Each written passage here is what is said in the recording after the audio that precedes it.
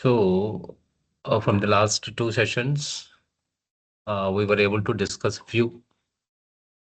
Last two discussions, we were able to discuss a few things on cloud basics. Am I audible properly? Yeah, You are audible. yeah, you can audible.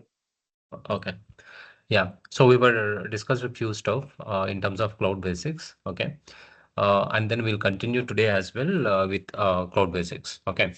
So with respect to role authentication and authorization, which you can call it as access management, which is very much required in terms of cloud because it's going to be public, private, and somebody will be managing this and data we will be sharing. So much things are there. It's not your legacy kind of system. Since we are going to deal with cloud, we need to very careful in terms of security and everything. So that is the reason you need to understand this authentication and authorization process, what we follow. Of course, this is common in terms of concepts in any of the cloud or in any of the legacy systems as well. Though you work in, suppose in Python projects or Java projects or some data warehousing projects as well, we will be having this, but here we'll be having more significance than the legacy systems. Okay. So that is the reason we need to understand what is this authentication, authorization, and how do we manage in Azure. Okay. So before coming to this actual discussion of Azure authentication and authorization, maybe let me take some simple example in general, real world example, and then I'll come back to this access management. Okay. So if you see, if you see the exhibition, suppose the general exhibitions, what we see in the actual cities, right? To enter into the exhibition, definitely you need to buy some ticket or you need some QR code to enter into it. Okay, so that you can call it as authentication. So first of all, you need to be authenticated to enter into that particular premises. Okay, so how do you manage that in Azure or any projects? You need to get some user ID and password. Okay, so using that, you can be able to log in, okay, into the system. So after login, what you do, that is different story that we'll discuss.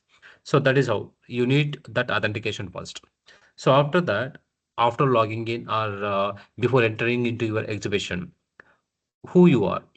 Okay, so are you a customer, meaning user, who is entering into the exhibition to see different stalls and enjoying different sports, something like that, or you are a organizer. Okay, so who is organizing the entire event of exhibition, or maybe there will be some stalls, real estate stalls, which talks about some real estate business. Okay, or some group of stalls which talk about some sports. Okay, so maybe you are a manager who is going to manage all the stalls of sports related, or you are going to be an event manager for all the stalls related to real estate. Okay, so that is one part. Okay, so have that in your mind. And the next one is, what is your role? So what are you going to do? You are going to just view all the different stalls. Okay, so you just walk here and there and just enjoying the exhibition. Okay, or are you, if you are an organizer, so you need to take care of everything. Okay, you need to manage your stalls. Okay, and suppose if something goes wrong, so are you able to do some deletions? You want to take out the stalls and throw away from the exhibition? So do you have such kind of role? Okay, so in real world exhibition level, right? So you can understand this, all these kind of roles and how the people can interact and how the people can behave. So based on their role and they based on their authentication and authorization and all. Okay, so this we can compare with Azure now. Okay, so if I come to this particular slide, as I mentioned, authentication. First of all, to enter into any Azure projects, first you need authentication. That means you need some user ID and password. So with that, you can be able to log into Azure portal to work on the Azure projects. So after that, so while doing this, right, so that we call it as identity. So identity is something, maybe there will be a particular user, so regular general user. So as you are going to work in a particular project, so you will be a single user.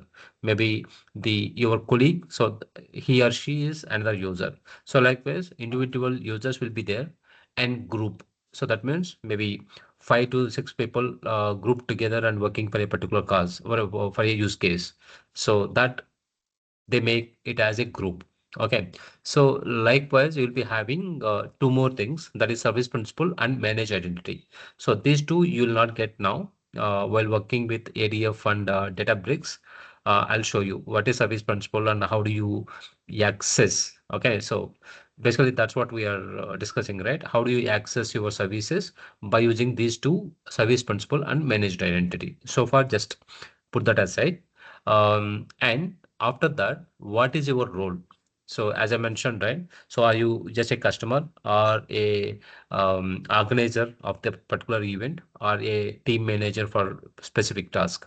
So likewise, in Azure, at broader level, they have defined three roles. That is reader, contributor, and owner. So for every service, whatever you are doing and whatever the task you are performing, suppose you are going to work in a particular data engineer project. So obviously for data engineer project, we will need some services, maybe Azure Data Factory, Databricks, ADLS, and Synapse. So few services you need. So those things, as I mentioned last session, right? So those things will be grouped as a resource group, and that will be provided access. So similarly, so what level of access you have? So do you just a reader on that particular resource? That means it is a kind of view. You just read the data or read the service. You are just having the reader access. Okay, so you will not be able to perform anything. Okay, so you just see that, and if you can't edit or you can't delete or you can't update anything inside that. And second role is contributor. So contributor is something you can edit, you can manage, okay, and you can do most of this stuff. Okay, but owner, so that is the third role.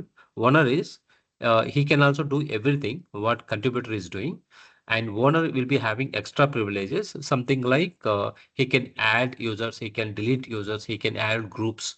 Okay, so those level of access will be given to owner.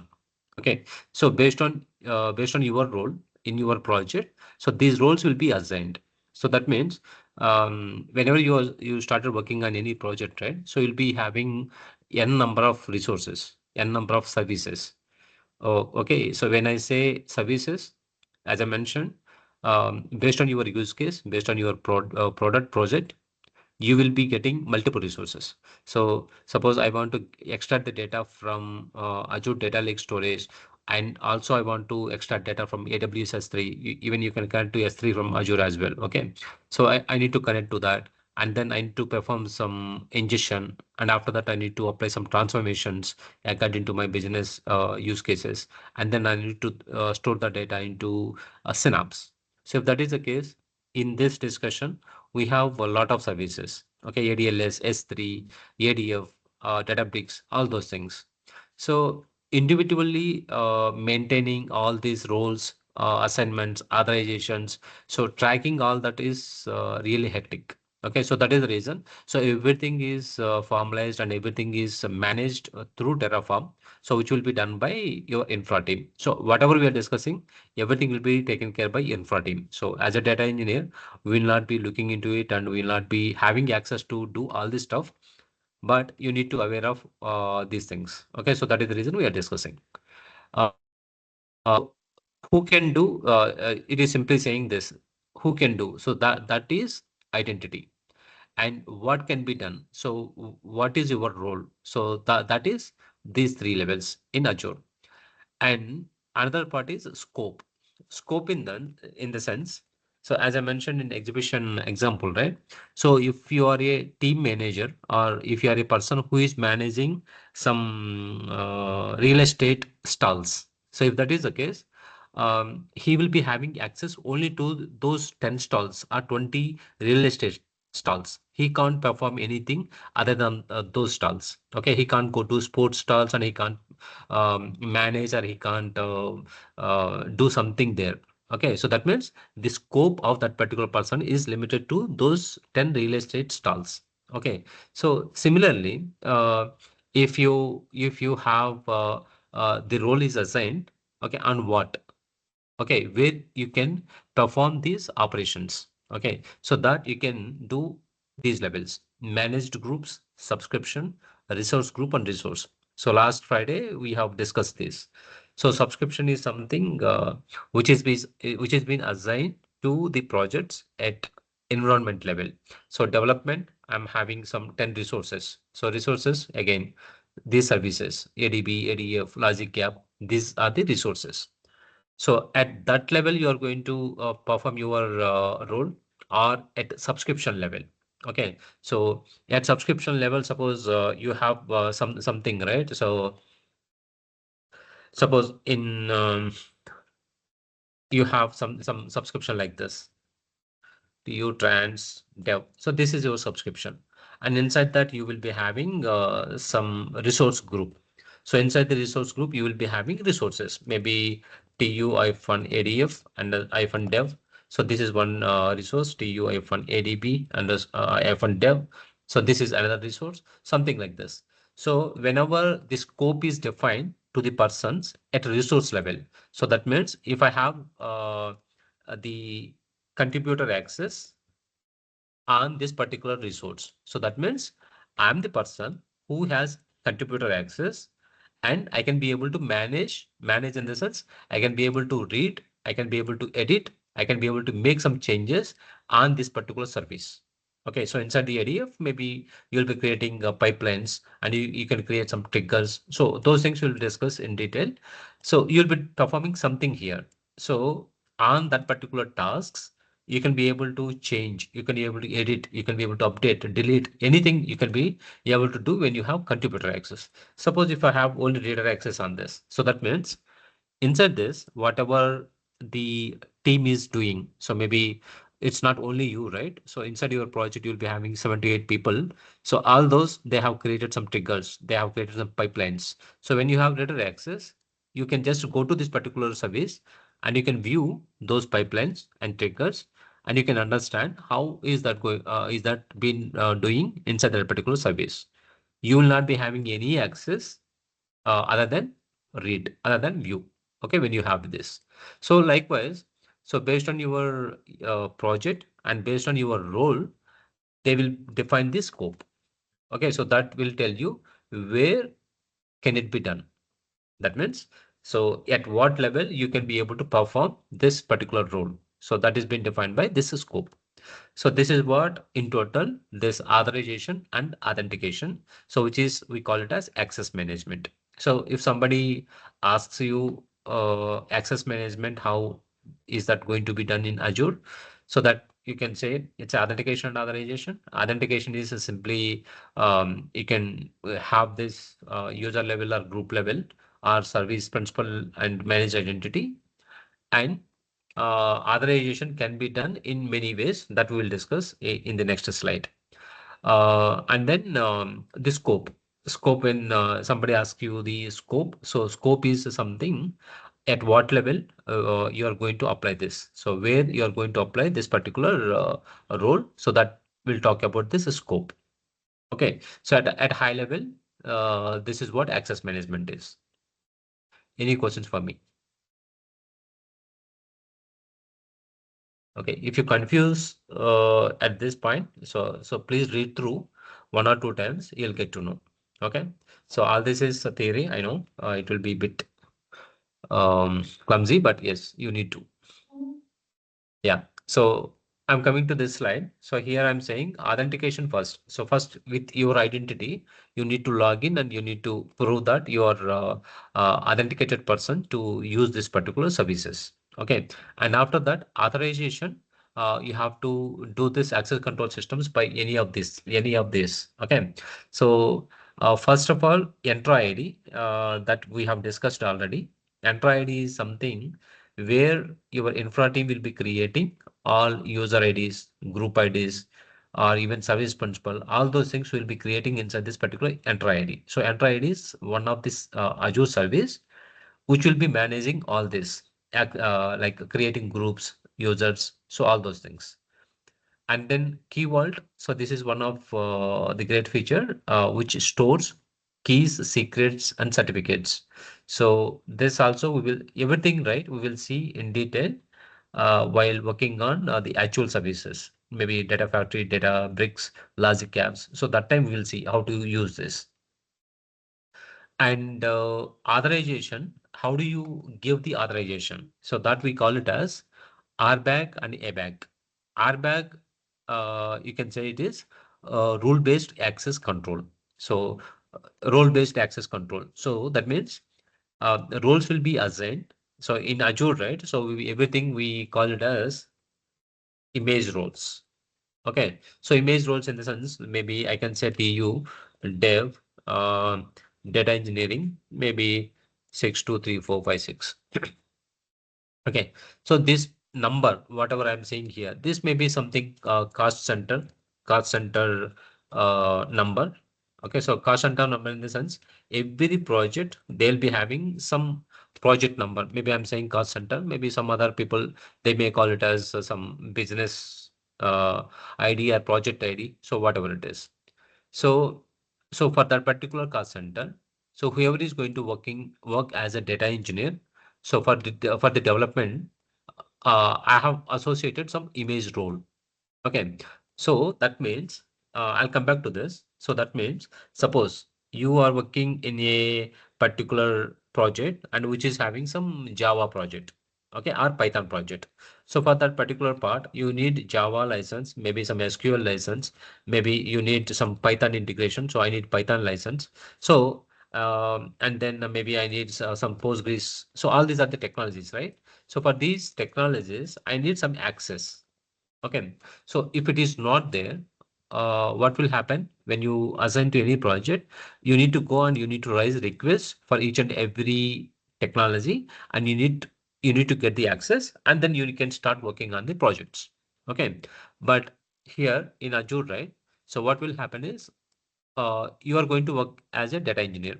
So whoever the person comes in and assigned to the data engineering project, so they need some services. So obviously they need some services where they need to use while working on the project. Okay, so again, you will be hearing a lot about all these tools again and again, but yes, you need to maybe some logic gap. So likewise, I'm having multiple things. Okay, so instead of going and raising accesses for everyone individually, so what will happen is they'll club everything, all the services what each and every person required, resource required for the project. So all the services will be clubbed together, and they will call that as one image role. So when any resource is allocated to the project, so the immediate action is raise some image role. So that's all. In a single click, in few minutes, you will get all the accesses and you are ready to go and ready to work with any project. Okay, so that is how the roles will be assigned. So how do you do that? Maybe that I can do by using RBAC.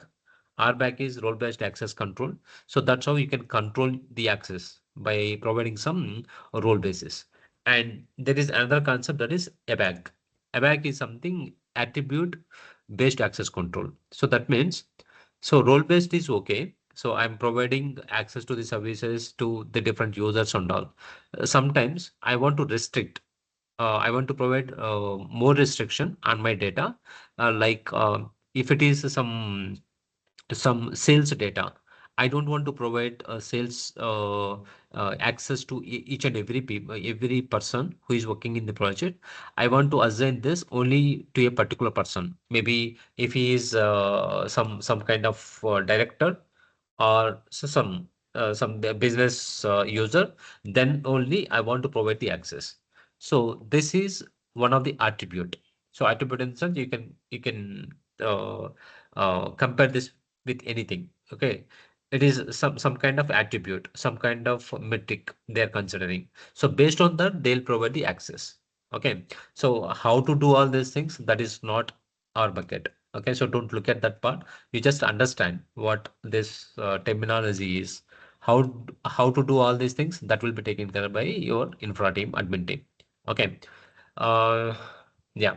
So that's how you do this, and these things will be done by Terraform. So as I mentioned, Terraform is one of the common scripting which will be done by your infra teams and admin teams. Even the deployments also will be taken care by this Terraform scripts only. Okay, so this is one of the common industry standard program nowadays.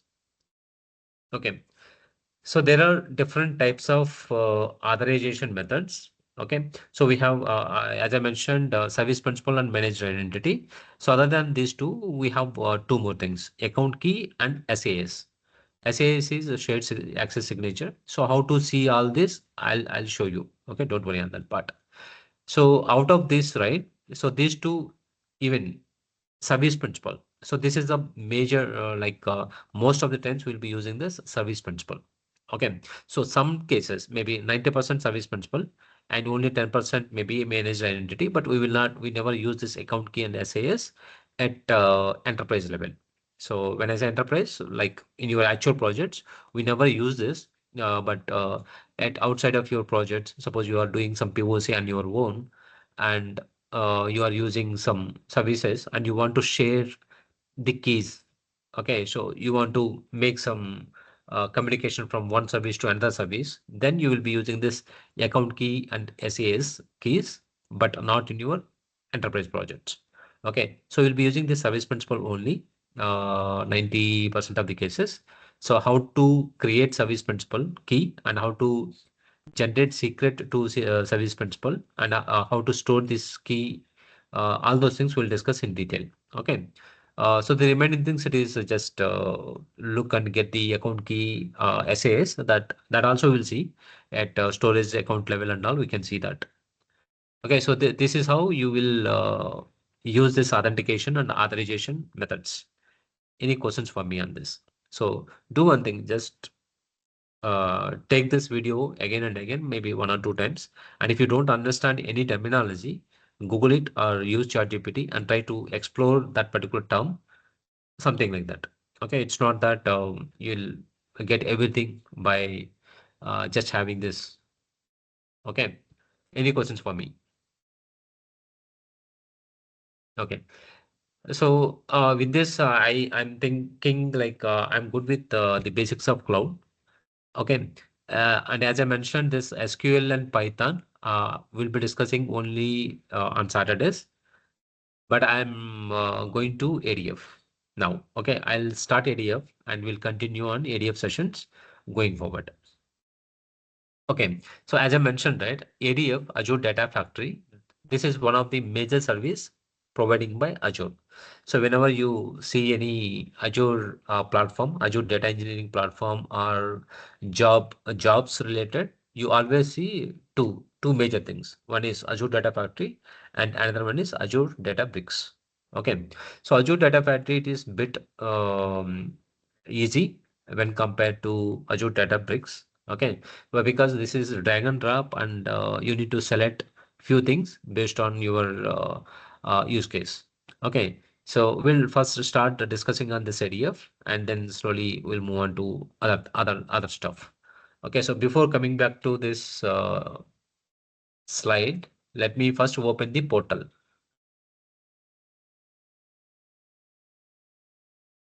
Okay, so portal, as I mentioned, right? So if you don't subscribe to portal, do it straight away and start practicing right from today. Okay, otherwise you will be losing the track. So how to log in to the portal? Maybe you need to say portal.azure.com. Maybe I'll use incognito instead of regular one, portal.azure.com. Okay, so you just need to mention that. and then you have to provide your email ID and password. So with what email ID you have subscribed to portal, then that you have to provide over here. Okay, so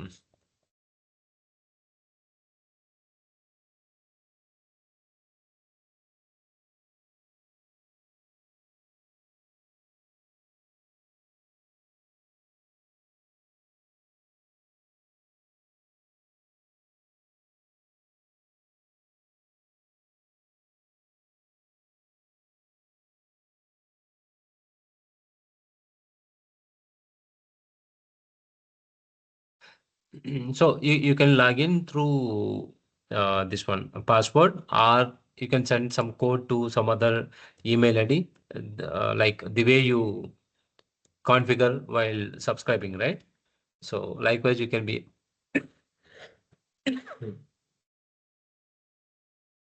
able to log into the portal.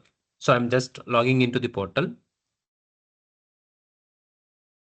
and practicing or logging, even logging in also a bit, having a lot of steps to log into portal, but in your actual project it is a simple user ID and password, that's all. So it will not ask you anything. And even practice also, it is difficult outside of your project, but while working in the projects, right, it is very much easy to work on the projects. Okay, so I have logged into the portal. Now let me go to ADF, Azure Data Factory. So how to see that particular service, and maybe, so here, as I mentioned, right, you will be creating all the services for your practice. But in the actual projects, you will never have access to create the resources. Okay, so remember that. But here for practice, you have to do that. So just go to search and search for Data Factory. So here you can see Data Factory V2. Okay, so just click on that. So here I'm not seeing anything. So because this is fresh portal where I have just logged in, and I have to create one Data Factory instance. Okay, so once you create it, maybe there you can write your logic. Okay, and one very layman question: why do you need to use this Data Factory? Okay, so simple answer is this is an ingestion tool in Azure. So the way we discussed here, something like Key Vault. So here we have discussed Key Vault, Entra ID. Entra ID is one of the service providing by Azure, which is managing your identities, creating user, okay, something like that. And Key Vault is a service providing by Azure, which will be taking care or storing the keys, secrets, something like that. So likewise, as a data engineer, you have to perform some tasks, right? So if you think these are not the actual services which should be taken care by you as a data engineer. So as a data engineer, our role is something like this, right? So based on the business use cases, I want to extract the data from my different source systems, and then I need to perform some cleansing activity, and then I need to apply some transformations based on the business users, and then I need to load into some target system. So maybe whatever the target system the business is proposing, maybe Synapse or ADLS or whatever it is. So we have to load that there. Okay, so this is our actual data engineering role. Okay, so to extract, what needs to be done? Okay, so which tool I need to use? Maybe if it is not Azure, you can extract the data from a particular system. You can do it by using Java, Python, Unix. Okay, if you are working in database projects, maybe Informatica, Ab initio, so you can perform those things from anywhere. Okay, so but as a Azure data engineer, since you are going to work as a Azure data engineer, Azure is providing some service for you. Okay, so you don't need to write some lengthy code, some hundred lines of code to perform some activities. So if you want to extract the data from suppose from your table. Suppose if you want to extract the data from your table, you have to write something select star from table, and then uh, based on few things, right? You have to apply some where condition where some xyz equals to this one. So likewise, you have to write some logic. Okay, if it is Python, you have to use something like file dot read dot. Likewise, you have to write something. Okay, but since people are interested, again, I'm saying one word that is low code or no code. Okay, so that means so people are interested to look at this low code or no code. Okay, so these are the tools which are providing this option low code or no code. So ADF is something some kind of low code. Okay, so where they'll be providing all the connectors. Okay, so all some boxes kind, and you just need to choose it. Okay, so to perform that particular task, so they have given this service which is ADF. Okay, so inside the ADF, you are going to perform those tasks. Okay, so how to read the data? Maybe you have something like your existing data, maybe in some Oracle database, and I need to get that into Azure. Okay, suppose you have your data into some Postgres, and then I need to get that into Azure, maybe Synapse or ADLS, something like this. So if you have such kind of things, so that you can call it as ingestion, right? So ingestion meaning you need to get the data from some place to other place. So ingestion with some minor transformations that you can perform inside this ADF. So ADF significance is this one. So if you want to ingest the data from some source system to some target system, okay, with minor transformations. So I'm not saying complex transformations. So for complex transformations, you have this ADB, Azure Databricks. So we'll be using Azure Databricks. Inside the ADF also we have the facility, but industry standard is for ingestion, we will be using ADF, and for complex transformations, we will be using Databricks. Okay. So what is this minor transformations and complex? All those things we will discuss anyway in detail. I'm just giving you high level. So to do this, to work inside the ADF, first and foremost thing, you need to have that particular service available. Okay. Since you are going to practice here, you have to create the service on your own, and then you need to build your pipelines. But in the projects, whenever you log into portal, right, automatically this Azure Data Factory and meaning to whichever project you belong to, right? So all those services will be available to you automatically. Automatically in the sense maybe by using this image role. So whatever the project you are assigned to, that will be having some image roles. So you just need to raise access to that particular image role. So whenever this is access is done to that particular image role, so automatically you can see all the services which you have access to. Okay, so that is the different story. And once you get into the project, you can see that. So this is the data factory, and I'm going to create one data factory instance. Okay, so you'll not be having access again and again. I'm saying inside the projects, but here you'll be doing that. So Friday we have seen how to create storage account. So storage account is another Azure service. The purpose of storage account is to store your data. So while doing all your operations, right? So you have to store your data somewhere. Okay, so that is nothing but inside the Azure, that is Azure Data Lake Storage, ADLS. Now, that instance we have created Friday, and now we are creating another service, another resource, that is Azure Data Factory. So here that will be asking you what is the subscription. So as I mentioned, every resource will be associated with some resource group. So every resource group will be associated with some subscription. So subscription is at top level, maybe development subscription, test subscription, production subscription. Likewise, maybe production subscription may have two, three resource groups.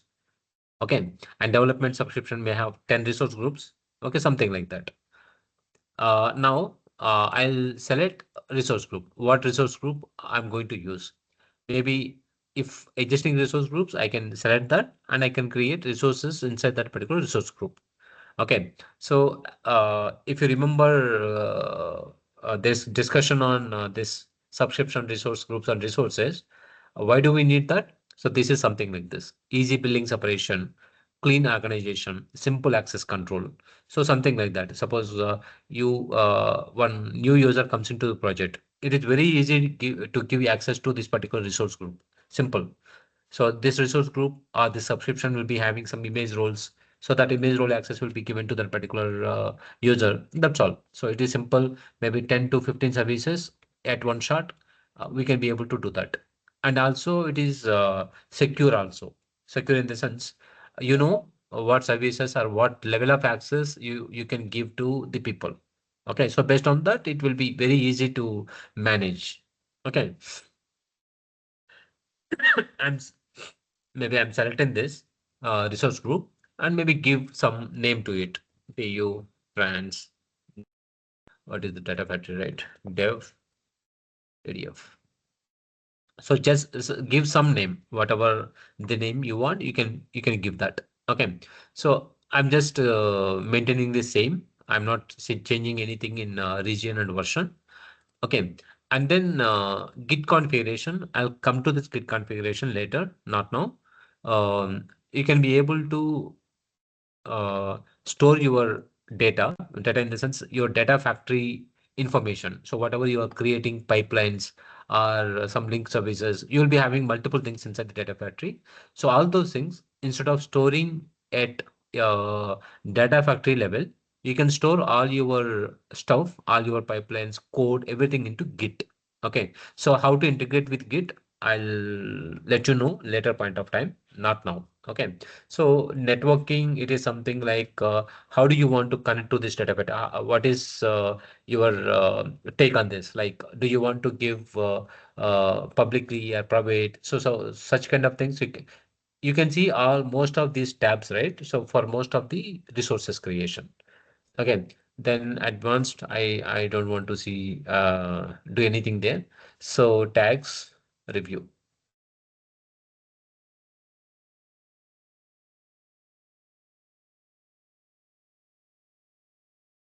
And as I mentioned that inside the notifications, you can be able to see what are the operations you are performing.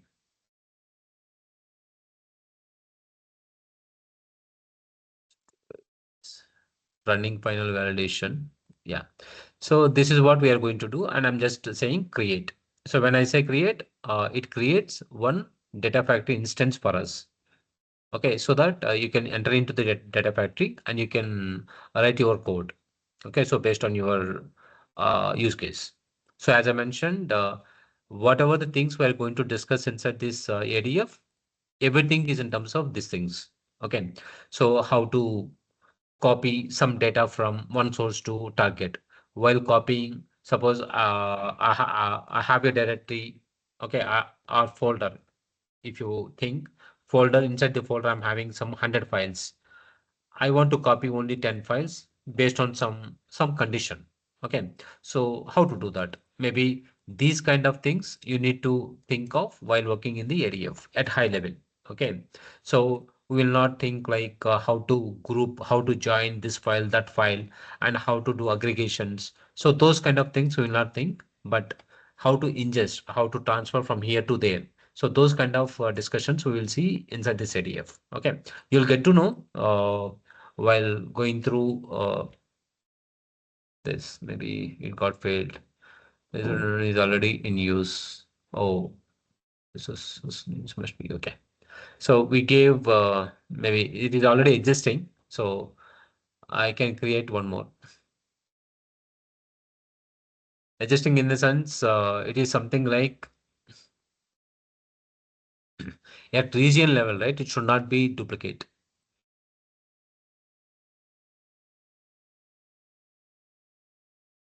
You can give anything. I'm just saying something. Transactions, PDF instance.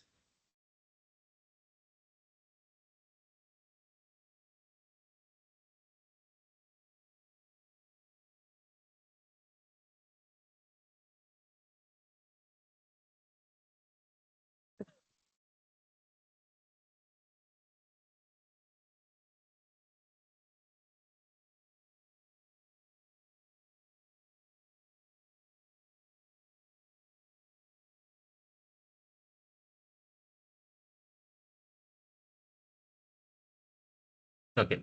So the deployment is successful. That means you can be able to see your instance. Maybe I can go to data factories and now you can see that particular instance is created.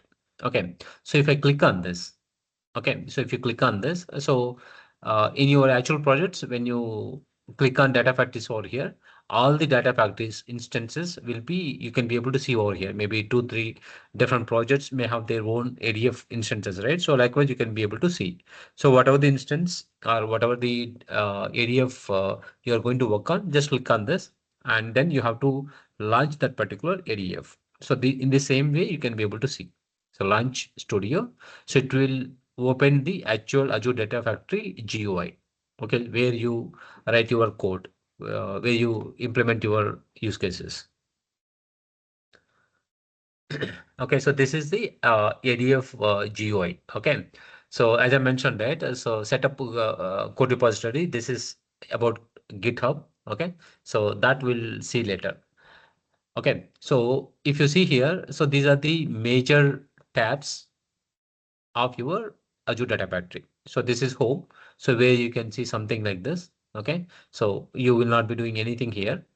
And then author. So author. So this is the major part or we'll be using and where you will be creating your actual logic inside the pipelines, inside the data sets, inside the data flows. So these will be using and most of maybe 70 to 80% of our ADF we'll spend here. Okay, so here we'll be writing your logic. And monitor is something when you execute your pipelines. So you have created your code, you have to execute it, right? So when you execute, how it got executed, okay, and whether it got failed, succeeded, how many times it got executed. So that monitoring you can be able to do from this particular monitor tab. Okay, so at a high level, I'm showing you, but when you started implementing, of course, you have to run here and you when you execute it, you come back to this and you have to see how it got executed. So more practical way, we'll look at these tabs again and again. Okay, so we will go from here to here, here to here. So we'll travel within these three a lot. Okay, during our discussions. So that is monitor. So if you want to see how the pipeline runs are executing, so that status you can see from this particular monitor. And manage is something here, I could say, whatever you are performing here, that is one time.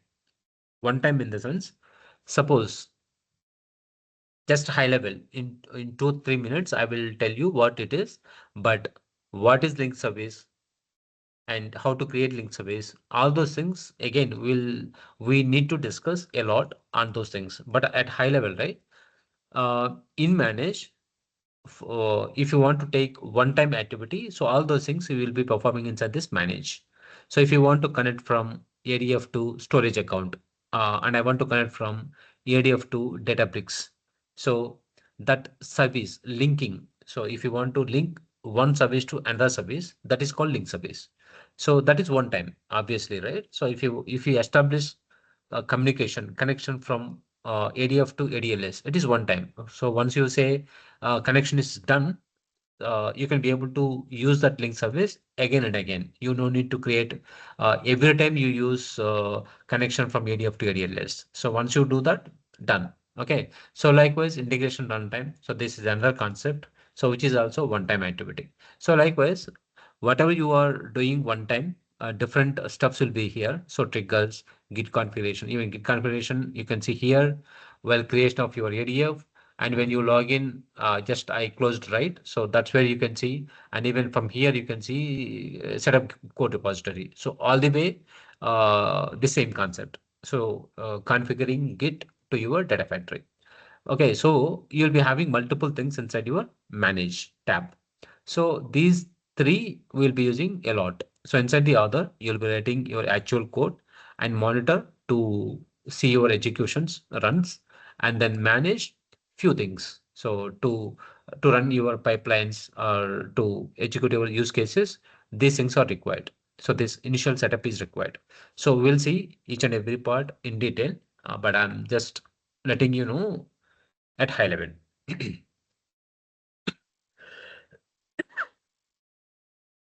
Okay, so this is what I'm talking about in the first slide. In the area of, I showed you how to create the data factory instance.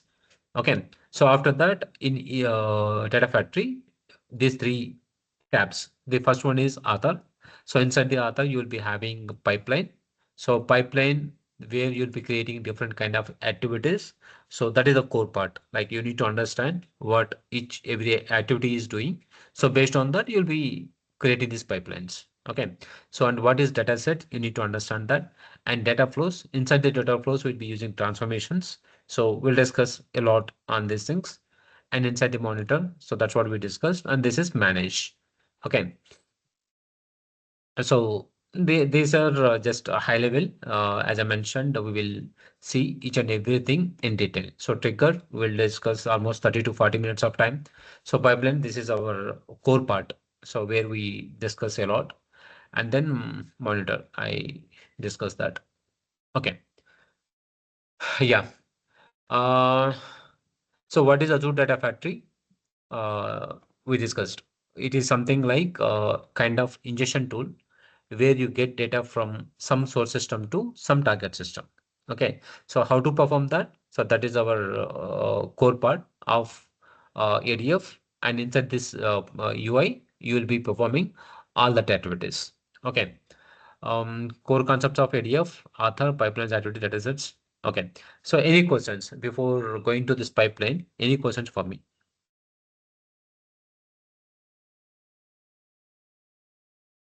Okay. Let us do. Yeah. So when we say pipeline, it includes from end to end, right? Like from ingestion to the step of loading the data into warehouse, or is it only respective to the ingestion itself? Ingestion, first of all, what do you mean by ingestion? What is your understanding on ingestion? Like we from client systems will extract the data into using the ADF tool. Into our target system. Yes, yes. Yeah. So it will be extracting the data from source systems, whatever you say, and it Hmm. will land the data into target system so that you can perform in ADF. Okay. Yeah.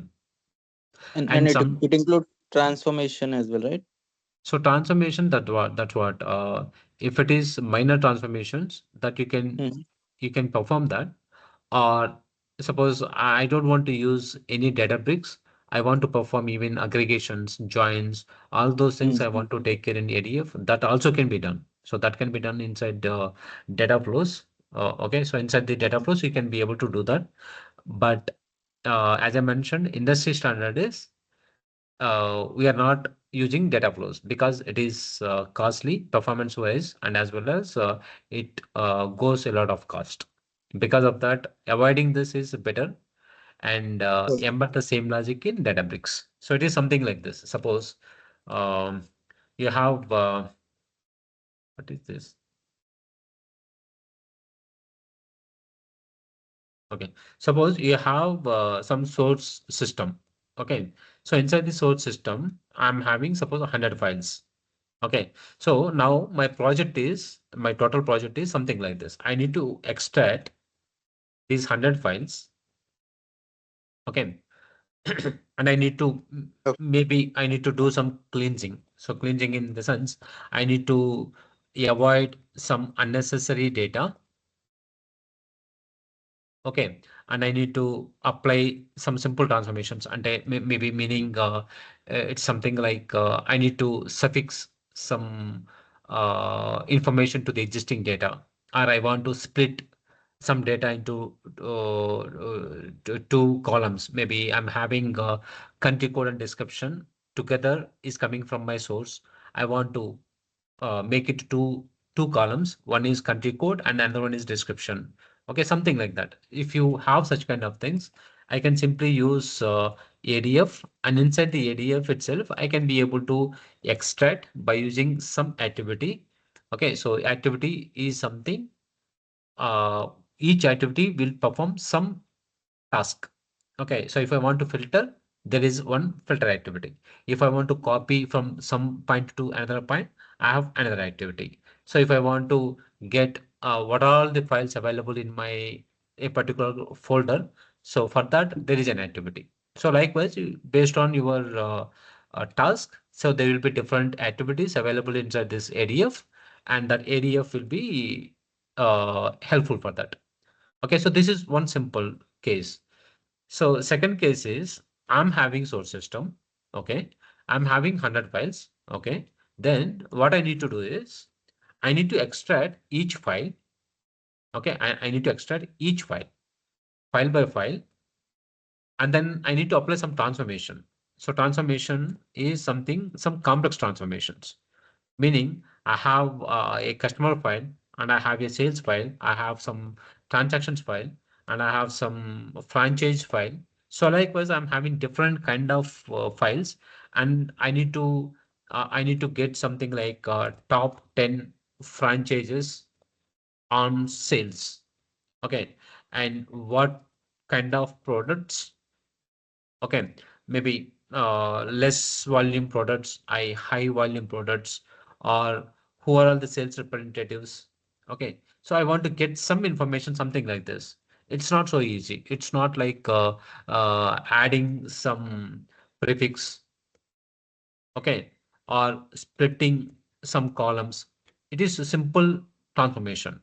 Okay, so if the guys who are not aware of the term transformation, transformation is something logic.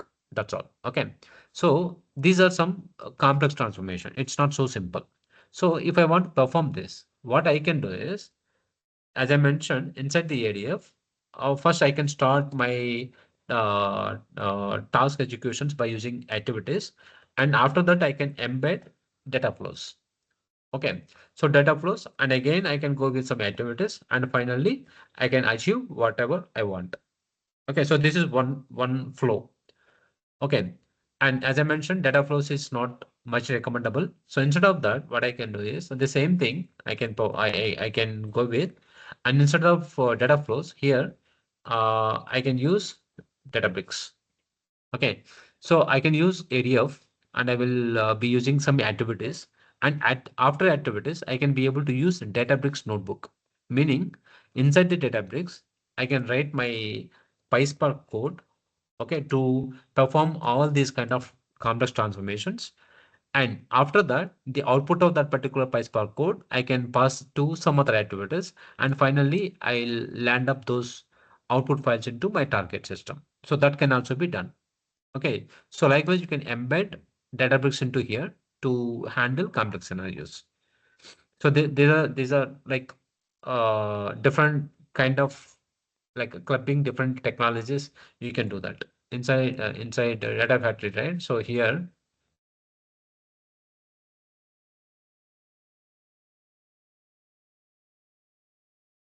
so something like this. So you can call your Databricks notebook from your ADF. So how to do this? Again, we'll see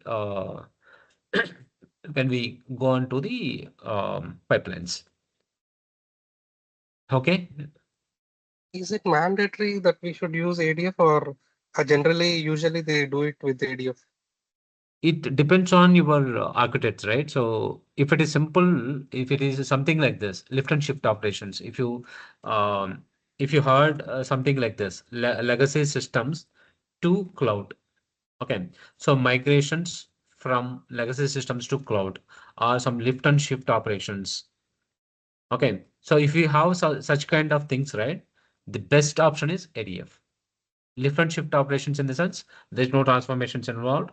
So whatever the data you have in your legacy systems, legacy tools, I want to make that to cloud platform. So if that is the case, simply you can go with ADF and you get the data from legacy to this one. Okay.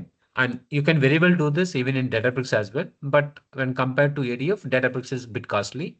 So that is the reason if it is simple operations, they go for ADF. And also another thing is this is low code. Okay.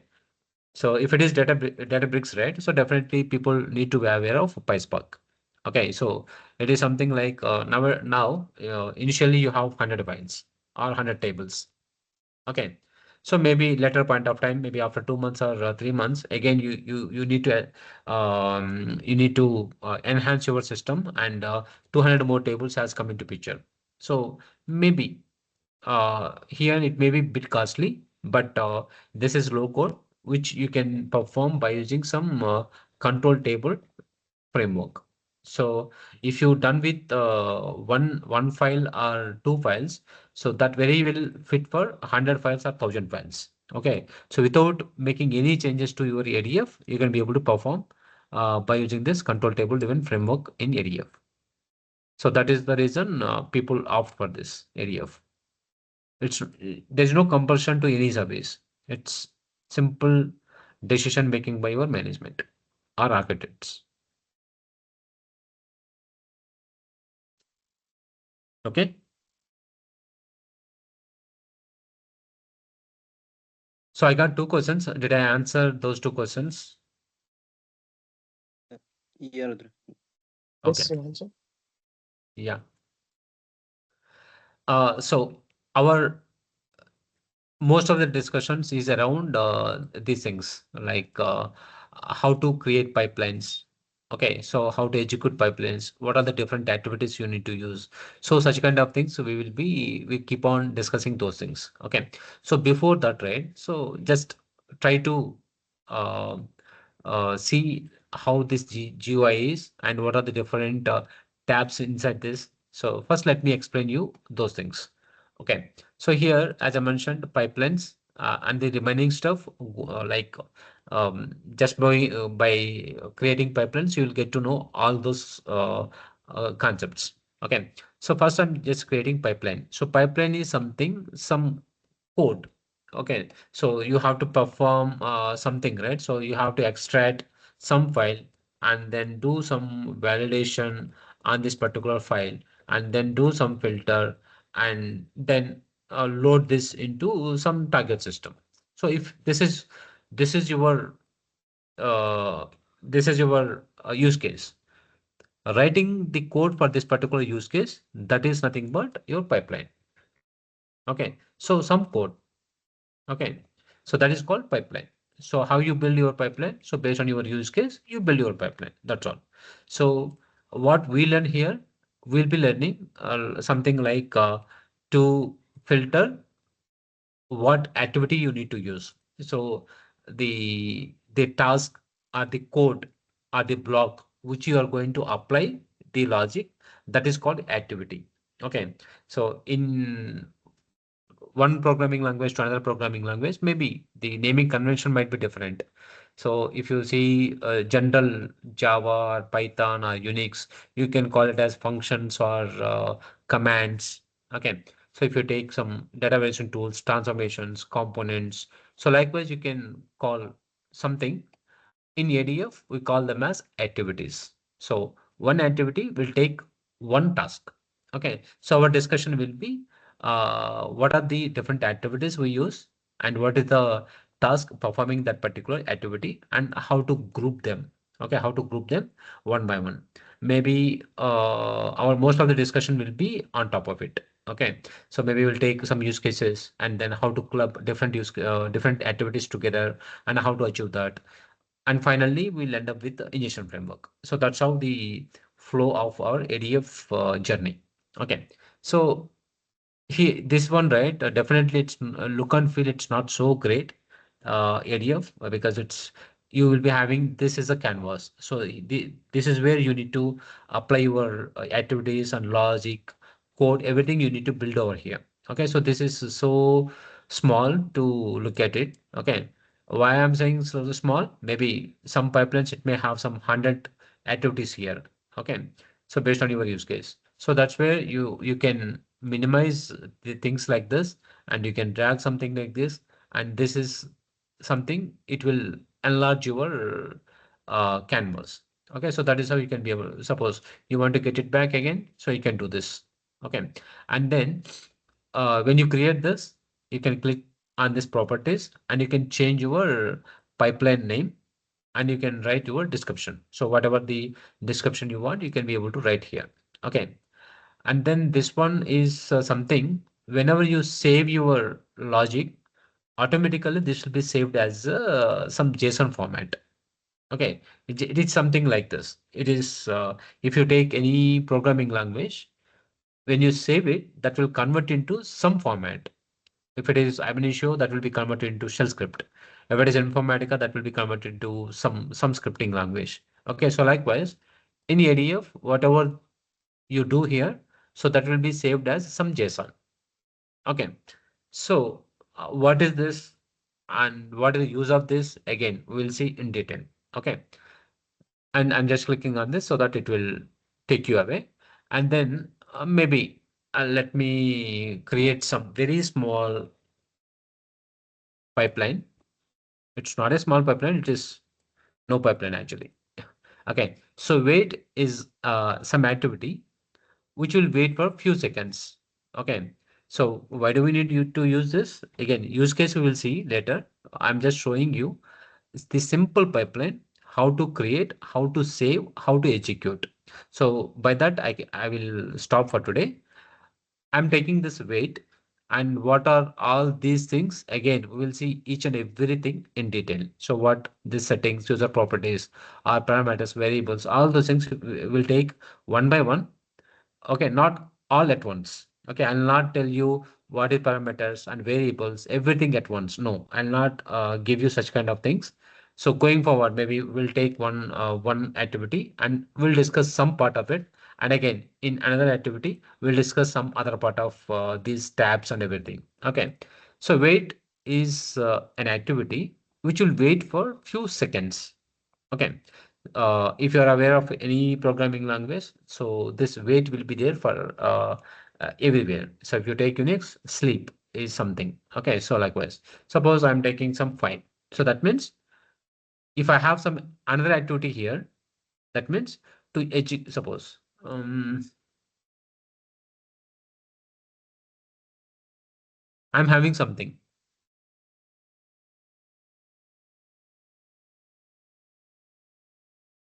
like this, right?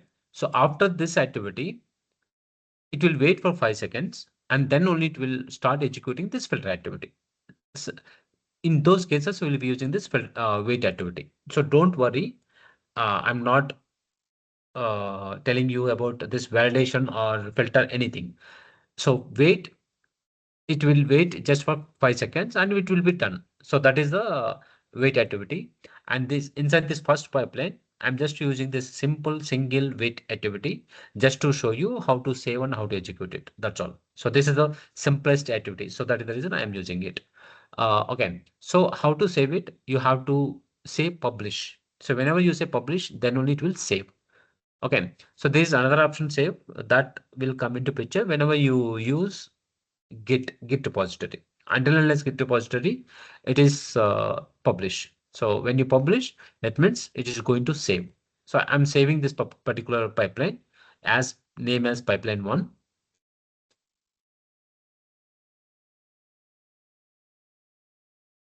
ADF is so simple, very simple. Okay, so but start practicing it. So that is only my request. Okay, so once it is done, right?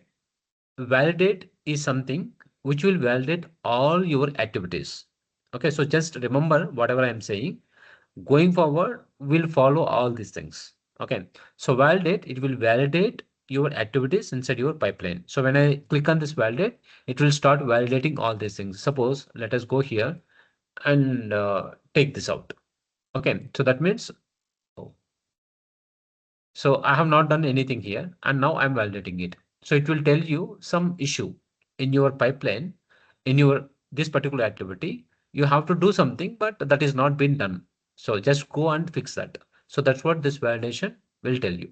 So when I click on this, it will take us to that particular part and you have to fill that particular, you have to validate and you have to give proper instructions to your activity. So that's what this validate is. Okay. So what is this add trigger? This we will discuss maybe after 5, 6 sessions, not now. And how to execute it? You have to execute it from you from this part. You can do that by using this debug. So when I do this debug, so this will execute my pipeline.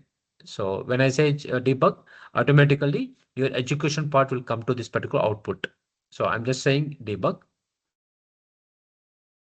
and output, it will tell you how your pipeline is executing and what activities are executing. So all that stuff you can see over here.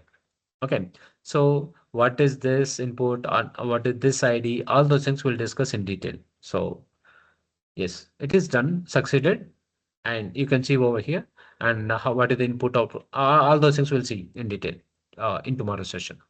Okay, so this is how you will build your pipelines and save all these options, how you see from this particular GUI.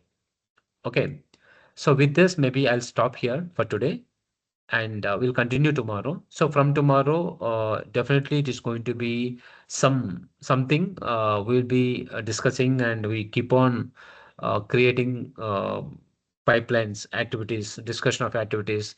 I'll try to make it starting from day one. I'll try to make it towards a generic point of view.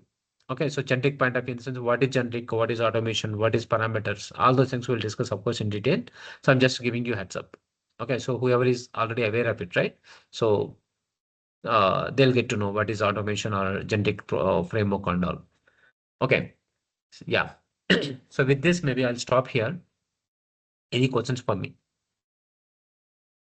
And again, I'm requesting you try to subscribe to portal, and starting from tomorrow, try to practice it.